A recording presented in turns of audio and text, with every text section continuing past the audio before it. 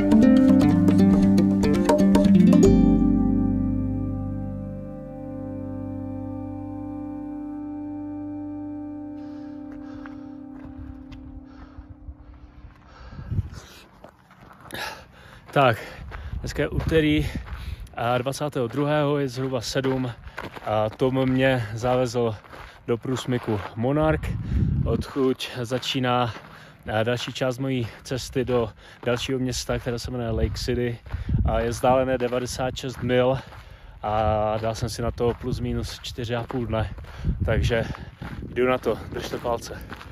Já prakticky pokaždé, když strávím den ve městě a mám se vrátit na trail, tak chvíli předtím, než vystoupím z auta, tak trpím úplně iracionální obavou.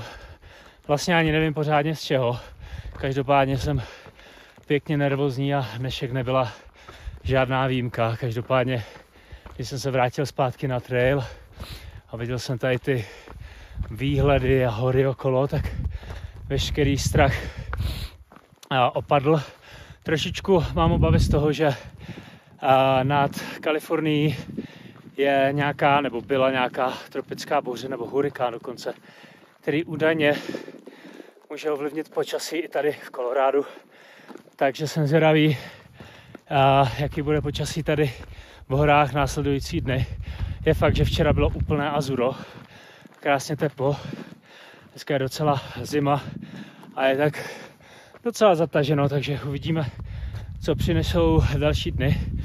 A jinak musím říct, že po zhruba 7 mílích na trailu docela trpím, protože jsem ráno při snídani, kterou mi připravil Tom, musel do sebe natlačit ještě zbytky jídla, které jsem si koupil včera ve Walmartu v naprosté euforii, že jsem zpátky ve městě, měl jsem chuť úplně na všechno, takže jsem si naházel do košíku hromadu věcí, no a teď jsem to musel do sebe natlačit, takže jsem plný jídla a můj batoh docela praská ve švech, protože je přede mnou 4,5 denní hike a já mám v batohu 5 dní jídla pro případ prostě, kdyby byla nějaká nouze, vždycky mám s sebou něco extra.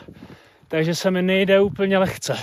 Jinak kousek za průsmykem Monarch jsem přišel na rozcestník, kam přijdou hikeři, kteří hajkují z jihu na sever a mají se rozhodnout, jestli chtějí East nebo West Collegiate. Musím říct, že při pohledu na ten východní trail to vypadalo docela slibně, protože ty hory od toho rozcestníku působí fakt impozantně. Každopádně my všichni víme, že the West is the best, takže rozhodně západní stezka. No a teďkon už jdu na té společné, vlastně jediné stezce, která by měla pokračovat až do Duranga, takže jdeme na to.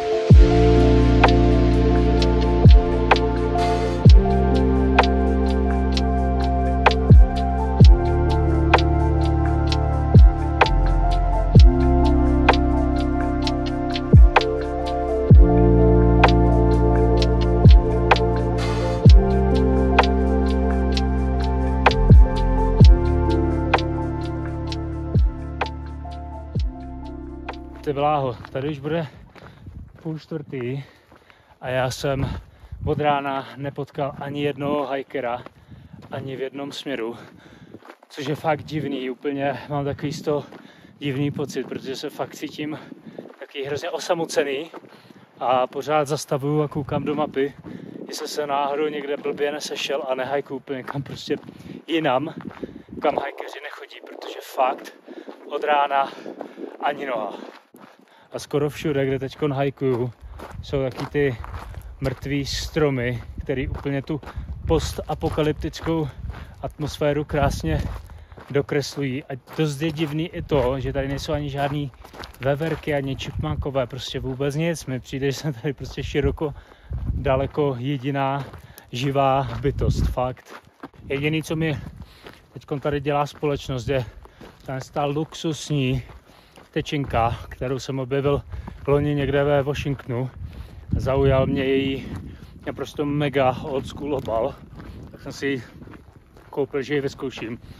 A je to naprostý masakr, protože je to něco jako snickerska, trošku lepší snickerska, celá v nějaké speciální bílé čokoládě.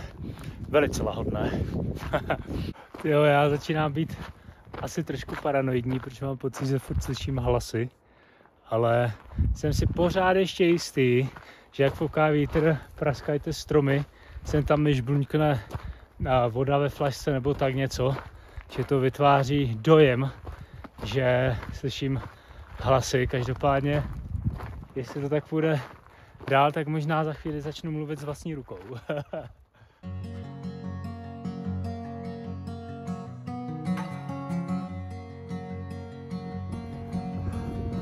No ty bláho, tak z takového vodního zdroje jsem teda fakt ještě nepil.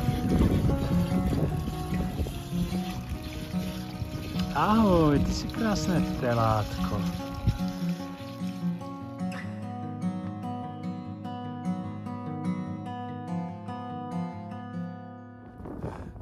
Pane bože, táhnu teď 4 litry vody, protože na dnešní večer a zítra na prvních 12 mil vůbec žádná není. Je to těžký jako kráva, ale snad už za chvilku budu v kempu.